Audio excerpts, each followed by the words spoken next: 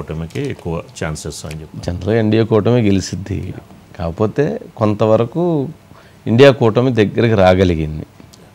ఎవరైతే ఎన్డీఏ కూటమి మీద అసంతృప్తివాదులు ఉన్నారో వాళ్ళందరినీ ఏకీకృతం చేయగలిగారు, అంతవరకు చేయగలిగారు. బట్ ఓటింగ్కి వచ్చేటప్పటికి ఎన్డీఏ కూటమికి క్లియర్ మెజారిటీ ఉంది, 30 సీట్స్ అబో. రాజ్యసభలో కూడా వాళ్ళకి ఒక క్లియర్ విన్నింగ్ ఛాన్స్. 395 ఉండాలంటండి, 422 దాకా. అదే 30 ఓట్స్ అధికంగా ఉన్నాయి, అందుకని అంత ఇబ్బంది ఉండదు. కానీ జాగ్రత్తగా ఉండాలి, 15 ఓట్లు అటు ఇటు అయితే ఇటు అటు అయితే అయిపోయినట్టే కదా.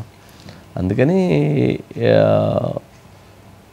ఎన్డీఏ కూటమికి టీడీపీ కూటమి మద్దతు చాలా నీడు. అందుకని లోకేష్ గారిని ఈరోజు ప్రత్యేకంగా రమ్మని ఆహ్వానించారు. ఈరోజు మోదీ గారితోటి లోకేష్ గారు అట్లాగే ఇతర ఎంపీలతో కూటమి ఎంపీలు అందరూ కూడా టీడీపీ జనసేన కూడా ఉండొచ్చు,